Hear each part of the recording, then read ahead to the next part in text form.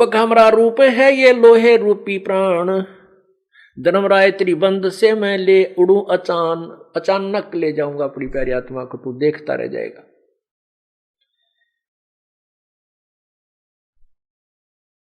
तो क्या कहता है, मदहारी ना जारी नरा, मद आहारी, मांस और मदिरा जो आहार करते हैं और जारी करते हैं, परत्रिया गमन करते हैं, कहते हैं प्रभु उनको मैं पकड़ूं या नहीं पकड़ूं। उसके विषय में फिर कहता है, धर्मराय विनती करे सुनियो पुरुष कबीर, उनको तो मैं निश्चय पकड़ूंगा और दृढ़ दूं तोक जंजीर। अब क्या कहते हैं परमात्मा, पहले किए सो बख्श हूं, आगे करे न कोई, कबीर कहे धर्मराय सो नाम रटे मम सोई। कर्मों से तीरथ थे अब हैं जो शरण कबीर, जिनको निश्चय मारूंगा काढ़ो बल तकसीर। तो क्या कहते हैं परमात्मा, पहले किए सो बख्श हूं, आगे करे ना कोई, कबीर कहे धर्मराय सो नाम रटे मम जोई। अब पहले जो किए हैं उनको मैं बख्श दूंगा, समाप्त कर दूंगा, नष्ट कर दूंगा। आगे कोई नहीं करेगा क्योंकि उनको ऐसा ज्ञान दे दूंगा। फिर क्या बताते हैं, कर्म परम ब्रह्मांड के मैं पल में करहूं नेश, जिन हमरी दो ही दे सो करो हमारे पेश। जैसे हम यहां से जाएंगे और जो नालायक हैं, जो पुण्यात्मा थी लेकिन सतगुरु शरण में आकर के फिर विचलित हो जाती हैं, यदि वो गुरुद्रोही नहीं होते हैं तो वो काल के जाल में ही रह जाते हैं, वो पार नहीं हो पाएंगे। लेकिन उनको इतना कंसेशन जरूर दे देगा परमात्मा कि अब तो हम जो वचन परमात्मा के सुनाते हैं ये सत्य हैं, और जो इनको सत्य मान रहा है वो अपने ठीक सच्ची लगन से लगा हुआ है, वो भक्ति कर रहा है। और कुछ जो विचलित हो जाता है किसी सोसाइटी से या किसी कारण से, वो गुरुद्रोही नहीं होता है और भक्ति से विचलित हो जाता है, तो वो यहीं रह जाएगा। क्योंकि परमात्मा के घर जाने से पहले हमने अपने गुरुदेव में ऐसी लगन लगानी पड़ेगी जैसी भगवान में लानी चाहिए। कैसे लगानी चाहिए कि परमात्मा में ऐसी लगन लगे जैसे चांद चंद्रमा को एक चकोर पक्षी देखता है, वृक्ष पर बैठ जाता है, पूर्णिमा के दिन चंद्रमा जब सामने उदय होता है तो उसको देखता देखता वो ऐसे ऐसे एक पल भी आंखें नहीं हटाता उससे, और जब चंद्रमा उसके ऊपर से ऐसे जा रहा होता वो ऐसे कर लेता है, ऐसे ऐसे ऐसे ऐसे करके वो नीचे गिर जाता है, गिर के उसकी नाड़ टूट जाती है, गर्दन टूट जाती है। वो पड़ा पड़ा भी फिर ऐसे ही देख रहा होता है। पुण्यात्माओं, हम मानव शरीर पाकर के बहुत ज्यादा विचलित हो जाते हैं, क्योंकि पूर्व जन्म की प्रेरणा जो संस्कार वो तो हमें दबाव देते हैं, परमात्मा की तरफ धक्का देकर लाते हैं, लेकिन कुसंगत और काल के प्राणी, काल के लोग के जो पथभ्रष्ट व्यक्ति हैं वो हमें डगमग कर ही लेते हैं। किनको कर लेते हैं? जो सतगुरु के वचनों पर विश्वास नहीं करते और उनकी सोच कुछ अपनी मिलीजुली सोच से ही आधारित हो जाते हैं, वो फिर यही रह जाते हैं, वो गुरुद्रोही नहीं हो पाते हैं। तो उनको परमात्मा जब यहां से धर्मराज के दूत पकड़ कर ले जाते हैं, वो वहां जाकर याद आती है उसको ये बातें कि मैंने तो सचमुच बहुत भूल कर दी और मैं गलत जगह आ गया। क्योंकि हमारे भगवान के शरण में तो हमारा कोई अकाउंट न्यायाधीश नहीं ले सकता, और जब यहां हमारा न्यायाधीश अकाउंट ले रहा है, हमारा हिसाब किताब कर रहा है, न्याय करने को तत्पर है, तो हम गलत जगह आएंगे। ये ज्ञान आपको फिर याद आएगा। परमात्मा कहते हैं शिवलोक ब्रह्मापुरी से इंद्र लोक में हो, विष्णु लोक शिवलोक से इंद्रपुरी चाहे विष्णु लोक में हो, शिव मंडल ब्रह्मापुरी चाहे विष्णु लोक में हो, शिव मंडल ब्रह्मापुरी चाहे विष्णु लोक में हो, और हमारे गुण भूल नहीं तो आण छुटाऊं तो, यदि वहां भी तू याद कर लेगा ये परमात्मा मैं तो गलत आ गया, पाप आत्मा हूं प्रभु, मैंने बहुत गलती की, ये परमात्मा आपके वचनों से मैं नीचे गिर गया, मुझसे भूल हो गई, तो परमात्मा वहां अपनी आत्मा के लिए प्रकट हो जाते हैं, इसी दास के रूप में प्रकट होंगे और फिर उससे कहेंगे छोड़ दो ये हमारा हंस है। वहां से तो छुड़वा लेंगे और फिर वो चरणों में लिपट कर बुरी तरह रोगा, क्योंकि वहां तो पिटाई तैयार हो रही थी, डंडे ठाए खड़े थे वो पुलिस वाले यानी धर्मराज के सैनिक, तो तब तो वो चरणों में गिर जाता है, भगवान मुझे बख्श दो, प्रभु मेरे से गलती होगी, हे प्रभु मैं विचलित हो गया था। परमात्मा बोले भाई कोई बात ना, आ जा। तो इसको यहां एक परमात्मा का अलग स्थान है इसी ब्रह्मांड में, प्रत्येक ब्रह्मांड में, उसको भी सतलोक कहते हैं, वहां प्रभु रखता है। फिर जब कभी भक्ति युग होता है, सतयुग से प्रारंभ कर देता है, सतयुग में फिर उसको मिलता है, फिर त्रेता द्वापर, फिर कलयुग में आकर के उसको फिर पुनर्जन्म देता है। तब तक वो अपने पुण्यकर्मों से कभी राजा बनता है, कभी कुछ बनता है। जैसे आदरणीय नानक साहिब जी सतयुग में राजा अमरीश थे, बहुत पुण्यात्मा थी, सच्ची श्रद्धा से भक्ति करते थे, जैसी भी उसको प्राप्त थी। अब वो जैसे भी पुण्य यज्ञ करते थे उनके पुण्यों को स्वर्ग में खा आते थे। फिर मानो श्री जैसे राजा जनक रूप में वही अमरीश वाली आत्मा ही जन्म हुआ। इस समय के किए हुए इन पुण्यों के कारण और उस समय के जो यज्ञ आदि करने से वो स्वर्ग आदि में चला जाता है। और फिर राजा जनक रूप में भी उसने खूब डट के भक्ति की, सुप्रसिद्ध संत कहलाए राज करते हुए भी। उसके बाद स्वर्ग में गए, रास्ते में काल ने एक छल किया उनके साथ, एक नरक था वहां पर, उस नरक के साथ राजा जनक का विमान निकाल दिया। वहां पर 12 करोड़ आत्माएं अपने करे हुए दंड का भोग भोग रही थी, हाहाकार मचा था, तड़फ रही थी। तब राजा जनक ने अपना विमान रुकवाया और कहा कि पार्षदों अर्थात संचालकों इसको रोको और पता करो या रोने की आवाज का क्या कारण है, कौन चिल्ला रहा है, उनको क्या तकलीफ है। उन धर्मराज के देवदूतों ने बता दिया कि हे प्रभु, हे राजन, यहां पर एक नरक है, उसमें सब अपने किए हुए कर्म का दंड भोग रहे हैं। राजा ने कहा कि नहीं, उनको छुड़वा दो। तो उन देवदूतों ने कहा कि यहां आपका हुक्म नहीं चलेगा राजन, आप यहाँ के राजा नहीं, यहाँ के धर्मराज राजा हैं, धर्मराज, उन्हीं के आदेश से कुछ हो सकता है। तो उन्होंने कहा धर्मराज को से मेरी बात कराओ। धर्मराज वहां पहुंच गए और कहा राजन आप चलिए, ये तो अपने किए हुए कर्म का दंड भोग रहे हैं, आप आगे चलिए। क्योंकि दया एक ऐसी बेतुकी दया भी हमें ले डूबती है। दया अवश्य होनी चाहिए, लेकिन अपने पैर पर कुहाड़ा मार कर दया नहीं होनी चाहिए, क्योंकि हमने सतलोक में जाना है और उसके लिए हमने अपनी कमाई को बर्बाद नहीं होने देना है। अपना ठीक है, जो भी अपना माता है, पिता है, भाई बहन, मित्र, रिश्तेदार, कोई सखा है, सखी है, उनको भी परमात्मा के चरणों में लगा दीजिए और कहिए कि आप अपनी कमाई कर और अपना धन जोड़ साहूकार हो जा, सेठ बन। आप अपनी कमाई से कितने दिन दूसरे को सहयोग दे सकते हो, आप अपने मित्र को कितना सहारा दे सकते हो, अपने भाई को, बहन को तुम कितने दिन सहारा दे सकते हो? नहीं दे सकते, चाहे अरबपति चाहे खरबपति क्यों ना हो। उनको भी अपना व्यवसाय में लगाना पड़ेगा, तभी वो सफल होंगे। तो ऐसे ये दया का जो दौर है, इसको ना समझ करके हम बर्बाद कर देते हैं, अपना जीवन खोल बैठते हैं।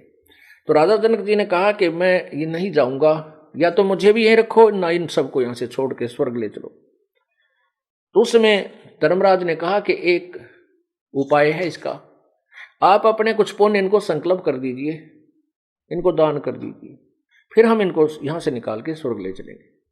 राजा जनक ने आव देखा ना ताव देखा, अपने 50% पुण्य उसको उनको दान कर दिए। उनके कारण वो जितने भी आत्माएं नरक के अंदर दुख पा रही थी उनको उठाकर निकाल लिया, अलग से विमान में बैठाया और सतलोक में जो स्वर्ग लोक में भेज दिया। वही राजा जनक जो 50% अपने जन्म बर्बाद कर दिए थे पुण्य, 50% को आधे कर्मों का भोग स्वर्ग में भोग कर वो फिर कलयुग में श्री नानक जी के रूप में, संत नानक जी के रूप में अवतरित हुए, जन्म हुआ। ये वही पुण्यात्मा थी जो पहले कभी किसी समय परमात्मा की शरण में लगे हुए थे किसी कलयुग में, और फिर ऐसे ही विचलित हो गए थे। अब ठीक है, उनको दो राजा भी जन्म मिले। पहले राजा अम्बरीश रूप में उनके नौकर होते थे, सैनिक होते थे। राजा जनक रूप में उनके नौकर होते थे सैकड़ों हजारों की संख्या में। और अब वही पुण्यात्मा स्वयं नौकर लगी है एक नवाब के, सुल्तानपुर में एक नवाब के यहां मोदी खाने में स्वयं नौकर लगी। परमात्मा का विधान है, जो जन हमारी शरण है ताका हूं मैं दासे, गैल गैल ला गया फिरूं जब तक धरती आकाश। पुण्यात्माओं वो परमात्मा फिर आए जिंदा महात्मा के रूप में, वहां बेई नदी पर प्रकट हुए, जहां दुनिया गरीब नानक साहब जी वहां स्नान करने के लिए जाते थे। वहां से उनको सतलोक लेकर गए, सचखंड दिखाया और पूरा व्यवस्था दिखा करके वापस छोड़ दिया तीसरे दिन। तब उस प्यारी आत्मा ने कहा था कि काशी में जाकर देखा उस पुण्यात्मा को, परमात्मा को जो सतलोक में देखा था। सामने देखकर कहा था, फाई सूरत मुलुक की वेश, ए ठगवाड़ा ठगी देश, खरा सियाणा भोता वार, ये धानक रूप रहा करता। अब उस प्यारी आत्मा की आवाज को कोई नहीं पहचान रहा। उसको सब नानक जी को कहते हैं तो पागल है, पंजाब से आया है, एक जुलाहे को, धानक को, और ये भगवान कहता है, ये मजदूर को झोपड़ी में रहता है। तब परमात्मा ने उसे कहा था कि आप मेरे गवाह बन गए हो, इनसे मत टकराओ, मेरी महिमा का गुणगान करो। तो 12 वर्ष तक नानक जी इधर उधर परमात्मा की महिमा का गुणगान करते रहे। फिर प्रभु उनसे मिले और कहा कि पुण्यात्मा अब आप विश्राम करो, अपनी भक्ति करो, सार नाम प्राप्त करो और बैठ कर भजन करो। तो पिछले लास्ट के 16 वर्ष अपने घर पर जाकर नानक साहब ने अपने खेतों में खेती की बच्चों के साथ और अपने सतलोक प्राप्त हुआ। तो कहने का भाव यह है कि हम जैसे परमात्मा के चरणों में लगे हैं, अब हम कलयुग में पीछा छुड़वा सकते हैं। और यदि हम ऐसे फिर लटकम पटकम रह गए तो फिर और जन्म बढ़ जाएंगे। पुण्यात्माओं या कोई भी सुखी नहीं है, कोई भी सुखी नहीं है। चाहे कोई राजा बन जाए उसकी महादुर्गति, उच्च अधिकारी बन जाए, बेशक हमने कार और कोठी लाल बत्तियों में जाता देखा, उसका परेशानी 24 घंटे टेंशन रहती है। हम इस झूठे सुख को सुख मान बैठे हैं। चाहे यहां राजा बन जाए, राजा को इतना दुख होता है शायद किसी को नहीं होता, लेकिन राजा को माया जोड़ने की आदत पड़ जाती है। उस माया के उस हाड को, कुत्ते वाले हाड को चाब चाब कर ये प्राणी, चाहे राजा है चाहे कोई भी है, भगवान से दूर है, वो यहीं इसी में उलझ पुलझ होकर रह जाता है। परमात्मा कहते हैं, तन दर सुखिया कोई ना देखा, जो देखा सो दुखिया हो, जो उदय अस्त की बात करे मैंने सबका किया विवेका हो। यहां पर कोई भी जीव सुखी नहीं है, चाहे राजा है, ब्रह्मा विष्णु महेश तक भी सुखी नहीं है। कहते हैं, साच कहूं तो जग नहीं माने, झूठे जगपति आई हो, ये ब्रह्मा विष्णु शिव जी दुखिया जिन ये राह चलाई। परमात्मा कहते हैं मैं साची कहता हूं तो मारन न धावे हैं, और झूठी बात को ये स्वीकार करे बैठे हैं कि ब्रह्मा विष्णु में सर्वशक्तिमान है, इनकी पूजा से मोक्ष होता है। नहीं, इनका अपना भी मोक्ष नहीं है, ये स्वयं भी जन्म मृत्यु के 84 लाख योनियों के चक्कर में ही है।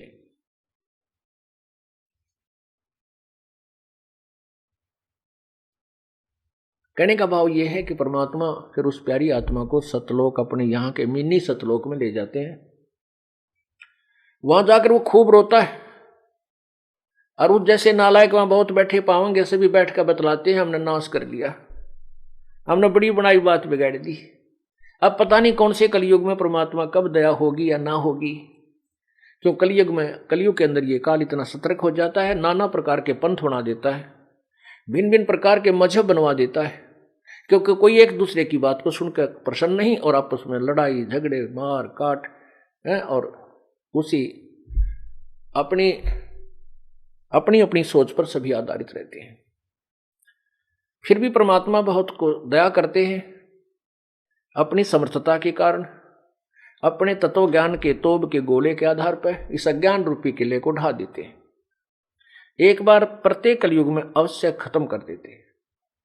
और उस दाव में, उस अवसर में जो कोई मनुष्य जीवन प्राप्त है और वो पूर्ण संत की शरण में आके सच्ची भाव से अपना जीवन कल्याण करवा लेता, वो पार हो जाता है। अब ये बैन उठ चुका है। अब जो भी सच्चे दिल से परमात्मा की भक्ति जैसी भी बनती है करते रहिए, पर मर्यादा से दूर ना होना, अब आप यहां से पार हो जाओगे। आप विचार देख कीजिए, यहां एक सेकंड का, एक पल का जीव को पता नहीं तेरे साथ कल क्या हो जाएगा। एक बार हरियाणा के 2 मंत्री शपथ लेते ही कुछ ही दिनों के बाद हेलीकॉप्टर से एक्सीडेंट, दुर्घटना होकर के तुरंत मृत्यु को प्राप्त हो गए। उनकी आशाएं कितनी थी। पुण्यात्माओं, नानक साहब जी कहते हैं, ना जाने काल की कर डारे, किस विध डल जा पासावे, और जिनाते सरते मौत खुड़क दिनानु केड़ा हंसावे। फिर नानक साहब से किसी ने पूछा, परमात्मा, हे प्रभु, क्या आप कभी भी प्रसन्न नहीं होते? आप बहुत मायूस रहते हैं। उन्होंने कहा कि साध मिले साड़ी शादी होंदी, विछड़ जा दिलगिरी वे, अख दे नानक सुनो जहाना मुश्किल हाल फकीरी वे। कहते हैं जब ये संत भक्त जो मेरे अनुयायी वापस आते हैं मेरे पास समागम में, इनको देख करके मुझे खुशी का ठिकाना नहीं रहता, क्योंकि मैं ये देखता हूं कि ये काल से विचलित नहीं हुए, इनके ऊपर काल के जाल का असर नहीं हुआ, क्योंकि ये पुनः पुनः आ रहे हैं। और जो नहीं आते हैं उनसे पता लग जाता है कि वो काल न के जाल में फंस चुके हैं, वो चाहे कितने सियाने बन रहे हो, क्योंकि ये पैमाना, ये थर्मामीटर इस दास के पास है कि कौन कैसा चल रहा है, इसकी कैसी भक्ति है। अपनी अपनी सोच से तो हम पहले से दुर्गति करवाते आ रहे हैं। हमने संत के एक एक आदेश का पालन करना होगा, और तभी हम सफल होंगे। नहीं तो जैसा करेंगे वैसा फल मिलता ही रहेगा। अन्य साधनाओं से ये फिर भी आपको करोड़ गुना, असंख्य गुना ज्यादा लाभ देगी ही देगी, लेकिन मोक्ष से वंचित रह जाओगे। फिर मोक्ष से वंचित रह गए तो फिर साधना क्या किया? इन बातों को हमने बहुत ध्यान से सोचना है, विचार करना है, और मालिक के चरणों में पड़ा रहना है। अब क्या बताते हैं,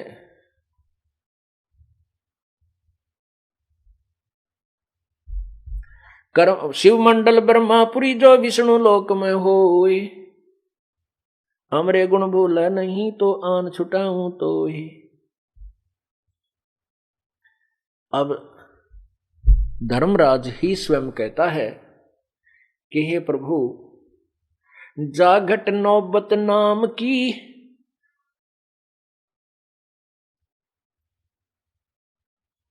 जाकू पकड़े कोने, खाली को छोड़ू नहीं यारी ती जिनकी जून। जिनके अंदर नाम का नगारा बज रहा है, जिनका नाम स्वस्थ है, जिनका नाम खंडित नहीं है, उनको मैं नहीं पकड़ सकता। और जो उसके रहित हो चुके हैं, खाली हो चुके हैं, खंडित हो चुका है, उनको मैं पकड़ूंगा, क्योंकि वो तो 84 लाख योनियों में जाने के योग्य ही हैं।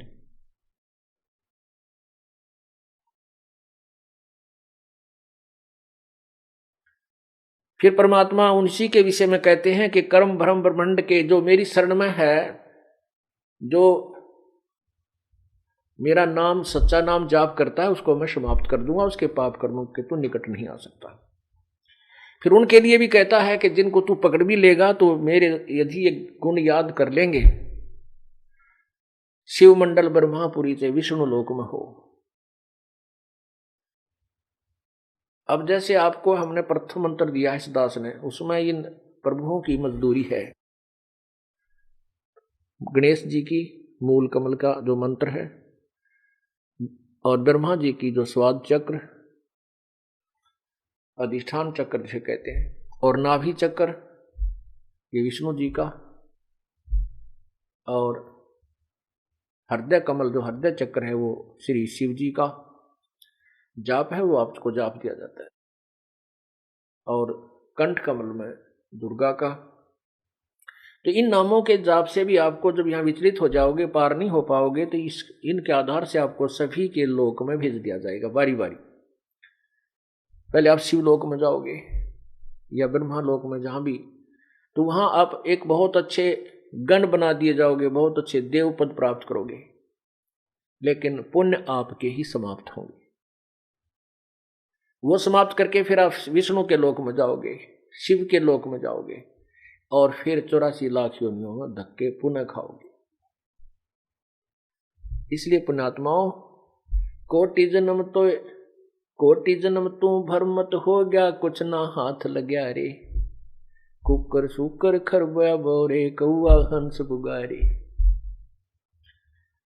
कोटि जन्म तू राजा की न्या, मिटी न मन की आशा, भिक्षक हो के दर दर घूम लिया, ये मिला न निर्गुण रासा। अब हम छोटा मोटा किसी को सरपंच, चेयरमैन, एमएलए, एमपी बन भी गए, मंत्री, मुख्यमंत्री, प्रधानमंत्री, तो अपने ही पुण्य होंगे, और उन पुण्यों को हम यहां नष्ट करके जाएंगे। क्योंकि राज पाकर गए रसातल। आप देखना, एक एमएलए को कितने झंझट का सामना करना पड़ता है, कितने राजीरे हैं, कितने रुष्ट होते हैं, कितनी दिन में झूठ बोलनी पड़े, तेरा काम हो जाएगा, मैंने कह दिया है, मैं हो क्या आया हूं, चिंता मत कर। तो पुण्यात्माओं, ऐसे वो कर्म बिगाड़ के कति अपनी पुण्य कमाई को समाप्त कर जाते हैं। सतयुग में जो राजा हो, त्रेता में जो राजा हो, उसको कितना आनंद और सुख होगा, लेकिन नहीं रहा।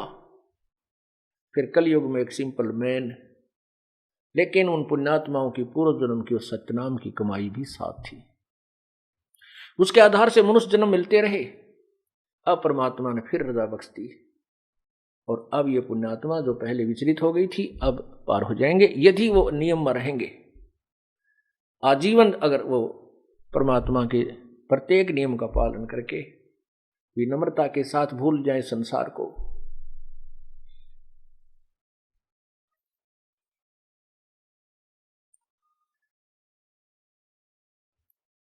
त्रिलोकी का राज है ये ब्रह्मा विष्णु महेश, ऊंचा धाम कबीर का सतलोक परदेश। अंतकोट अवतार हैं ये माया के गोविंद, करता हो अवतरे ये फेर पड़े जगपंद। कि ये ना जाने कितने अनंत करोड़ माया के गोविंद, ब्रह्मा विष्णु महेश त्रिगुणमयी माया रूपी भगवान बनकर आते हैं। मुला माया मग में बैठी हंसा चुन चुन खाई, जो ज्योत स्वरूपी कहे निरंजन में ही करता भाई। एक न करता दो ना करता नौ ठहराए भाई, दसवां भी धुंधर में मिल जा सत्य कबीर दुहाई। ये चतुर्भुजी भगवान कहाँ में, हर हर डोर बंधे सब आवे। ये अरहट का कुआ लोई यागल बन जा है सब कोई, कीड़ी कुंजर और अवतारा हर हट डोर बंधे कई बारा। पुण्यात्माओं, अपने को ये तत्व ज्ञान नहीं मिला, अभी तक आप किसी भी संत की, किसी भी महापुरुष ऋषि महर्षि की अपने अनुभव की बुक पढ़कर देखना, आप शिक्षित हैं, पढ़े लिखे हो, वो अंत में ये निर्णय दे देते हैं कि किया हुआ कर्म प्रारब्ध तो भोगना ही पड़ेगा, इसमें कोई परिवर्तन नहीं हो सकता। दुख है तो दुख ही भोगोगे, सुख है तो सुख तुम्हें मिले ही मिलेगा। ये उनका अटल नियम बताते हैं प्रभु का। लेकिन ऐसा नहीं है। हमारे वेद शास्त्र कहते हैं कि मासा घटे ना तिल बधे, और परमात्मा की अमरवाणी सबसम वेद भी कहता है मासा घटे ना तिल बधे, ये विध ना लिखे जो लेख, लेकिन सच्चा सतगुरु मीट के ऊपर मारा मेघ। यही प्रमाण पवित्र यजुर्वेद दे रहा है। 8वें अध्याय के 13वें श्लोक में, मंत्र में आप देखिएगा, ये देखिएगा यजुर्वेद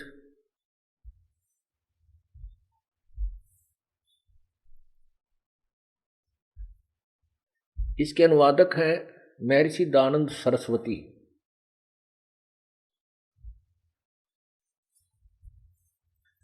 इसके ये कहाँ से प्रकाशित है? प्रकाशक है सार्वदेशी कार्य प्रतिनिधि सभा 2/5 महर्षि दयानंद भवन, रामलीला मैदान, नई दिल्ली। यजुर्वेद भाष्य संपूर्ण 40 अध्याय, महर्षि दयानंद सरस्वती कृत। मुद्रक है Prince offset printers, Pataudi house, Daryaganj, नई दिल्ली। इसमें देखिएगा 8वें अध्याय का, ये है 8वां अध्याय, पृष्ठ 241 पे। ये यहां पर इसकी संस्कृत है, देवकर्तस्य, ये 13वें का श्लोक है, 8वें अध्याय का 13वां मंत्र है। ये देवकर्तस्य, ये सारा जो संस्कृत में लिखा है, जिसको हम संस्कृत के साथ ना खसे, हम अपने यथार्थ पे आते हैं। इन्होंने अनुवाद किया है 242 पे, महर्षि दयानंद जी ने। ये सब के उपकार करने वाले मित्र, मित्र मैंने परमात्मा, तुमेव माता च पिता, तुमेव बंधु च सखा। मित्र, आप देवकर्तस्य, दान देने वाले के एन से शब्द याद रखना, एन से माने अपराध यानी पाप के विनाश करने वाले असी माने हो। मनुष्यकर्तस्य, साधारण मनुष्यों के किए हुए, एनस्य माने अपराध के, अवयजनम विनाश करने वाले, ये नाश करने, अवजनम माने विनाश और एनस्य माने अपराध, असी माने हो। पितृकर्तस्य, पिता के किए हुए, एनस्य माने यहाँ भी अपराध ही बोलिए, वैसे इन्होंने विरोध आचरण लिखा है, अपराध के, यहाँ भी अपराध के, अवजनम माने नाश करने वाले या हरने वाले, अच्छी तरह हरने वाले हो। आत्म कृष्ण, अपने किए हुए, एन से माने पाप के, एन से माने अपराध कहो, पाप कहो। अवजनम माने दूर करना कहो, नाश करना कहो, दूर करने वाले हो। एन से अधर्म के, ओहो घोर पाप के भी अवजनम नाश करने हारे हो। जानता हुआ मैं जो कुछ भी धर्म आचरण किया करता हूं वह करूं, यानी किया करता था या आगे करूं या किया पहले। अवजनम, अनजान पने में जो कुछ भी किया करता हूं वह करूं। उस सर्वस्व माने सबके, एन से माने पाप के, एन से पाप के, दुष्ट आचरण लिखा है। अवजनम माने नाश करने वाले, इन्होंने दूर करने वाले आप हैं। अपने आत्माओं, अपने वेद तो कह रहे हैं कि पूर्ण परमात्मा, क्योंकि वेद ज्ञान जो ब्रह्म दे रहा है और पूर्ण परमात्मा की तरफ संकेत कर रहा है, तो उसमें लिखा है कि ये परमात्मा जो है सब पापों का भी, घोर पाप का भी नाश कर देता है जो सत साधना करता है। लेकिन महर्षि दयानंद जी की अपनी सोच वो ये थी कि परमात्मा केवल जैसे कर्म करता है वैसे ही फल देता है, वो कोई भी परिवर्तन नहीं करता। ऐसा किसी भी वेद में नहीं लिखा कि परमात्मा पाप नाश करता है। ये देखिए, ये सत्यार्थ प्रकाश, महर्षि दानव सरस्वती, और ये कहाँ से प्रकाशित है? अथ सत्यार्थ प्रकाश है, महर्षि दानंद सरस्वती स्वामी विरचित है। ये बहुत ऊपर बहुत अच्छे लिखा कि वेद आदि विधि सदशास्त्र प्रमाण समन्वित, यानी सब वेदों आदि अच्छे शास्त्र सद ग्रंथों से प्रमाण के द्वारा इसको लिखा गया है, ऐसा ये कह रहे हैं। श्रीमद परमहंस परिव्राजकाचार्य इतनी बड़ी उपाधि पहले लगाई है, और महर्षि दानंद सरस्वती स्वामी ये इतनी बड़ी उपाधि महापुरुष को लगाई है, इसके द्वारा विरचित, इसके द्वारा रचा हुआ है। प्रकाशक है वैदिक यतिमंडल, दानंद मठ, दीनानगर, पंजाब। और कहाँ से प्रकाशित है? ये रोहतक से। प्रकाशक है वैदिक यतिमंडल, दीनानगर, दानंद मठ, दीनानगर, पंजाब। ये है मुद्रक है आचार्य प्रिंटिंग प्रेस, दानंद मठ, गोहाना मार्ग, रोहतक, यहां से प्रकाशित है। इसमें देखिए 7वें समोल्लास में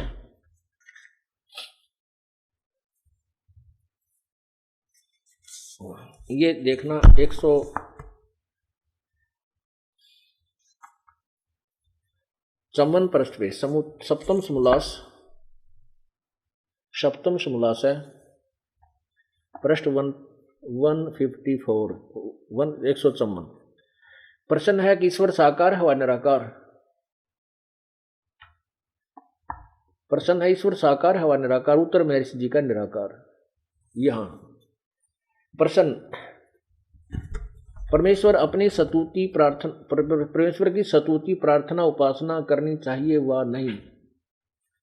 उत्तर स्वामी जी का करनी चाहिए। प्रश्न, क्या स्तुति आदि करने से ईश्वर अपना नियम छोड़कर स्तुति प्रार्थना करने वाले का पाप छुड़वा देगा? उत्तर नहीं। तो फिर स्तुति प्रार्थना क्यों करना? प्रश्नकर्ता कहता है फिर स्तुति प्रार्थना की आवश्यकता ही क्या है? उत्तर स्वामी जी का गुण के करने का फल अन्य ही है। प्रश्नकर्ता कहता है क्या है? स्वामी जी का उत्तर है स्तुति से ईश्वर में प्रीति, उसके गुण कर्म स्वभाव से अपने गुण कर्म स्वभाव का सुधरना, और प्रार्थना से निरअभिमानता, उत्साह और सहाय का मिलना, उपासना से परब्रह्म से मेल और उसका साक्षात्कार होना। अब देखो इस पृष्ठ पे तो लिख रहे हैं परमात्मा निराकार है, और यहां सिद्ध कर रहे हैं परमात्मा का साक्षात्कार होता है, परब्रह्म से मेल, उससे मिलन हो जाता है। पुण्यात्माओं, यदि कोई कहे कि दवाई औषधि खाने से रोग समाप्त नहीं होता, नष्ट नहीं होता, उससे केवल पहलवान बनते हैं, तो क्या वो वैध है? नहीं। यदि कोई कहे कि साबुन लगाने से, पानी और साबुन का प्रयोग करके कपड़े को स्वच्छ किया जा सकता है, उत्तर मिले कि नहीं, साबुन लगाने से कपड़ा का मैल नहीं नाश होता, अपितु कपड़ा मजबूत बन जाता है। क्या उस व्यक्ति ने कभी जीवन में साबुन प्रयोग किया है या देखा है? नहीं। यही परिभाषा, यही जो है थ्योरी, यही सिद्धांत, यही व्याख्या महर्षि दानंद की है। ये कहते हैं कि परमात्मा पाप नहीं काट सकता, और इधर कह रहे हैं परमात्मा निराकार है, वहां साकार सिद्ध करेंगे, परब्रह्म से मेल, दो भगवान सिद्ध कर दिए। जबकि ये कहते हैं मैं अनेक भगवान नहीं मानता, केवल एक ही प्रभु मानता हूं। इसी 7वें अध्याय के ही 152 पृष्ठ पे, 151 पृष्ठ पे ये देखिएगा, सप्तम समोल्लास है ये, और पृष्ठ 151 है, ये 150 है इधर, 151 हाथ से लिखा, यहां प्रिंट नहीं था। यहां क्या लिखा है कि वेद में अनेक ईश्वर अनेक हैं, इस बात को तुम मानते हो या नहीं? उत्तर स्वामी जी कहते हैं नहीं मानते, क्योंकि चारों वेद में कहीं यह नहीं लिखा जिससे अनेक ईश्वर सिद्ध हों, किंतु यह तो लिखा कि ईश्वर एक है। अब यहां दो आप सिद्ध कर रहे हैं स्वामी जी। ये कहते हैं उपासना से, ये देख रहा 154 पे, 155 पे कह 54 पद कह रहे हैं निराकार, और 155 पे कह रहे हैं उपासना से परब्रह्म से मेल और उसका साक्षात्कार होना। यहां पर दोनों सिद्धांत फेल कर दिए ना, अपने आप पे। हम तो दास तो कुछ कह ही नहीं रहा। अब वेदों में आपने देख लिया कि पाप, परमात्मा घोर पाप को भी काट देता है। तो ये शास्त्र जो है, ये किसी भी होश वाला व्यक्ति ऐसी व्याख्या नहीं कर सकता। ये कोई नशेड़ी लिख सकता है ऐसा इस पृष्ठ पे, ये याद नहीं तू क्या लिख रहा है, अगले पृष्ठ पे तू क्या लिख रहा है, ये अवश्य नशा करता था। आपको प्रमाण दिखाता हूं इन्हीं के करकमलों द्वारा लिखा हुआ।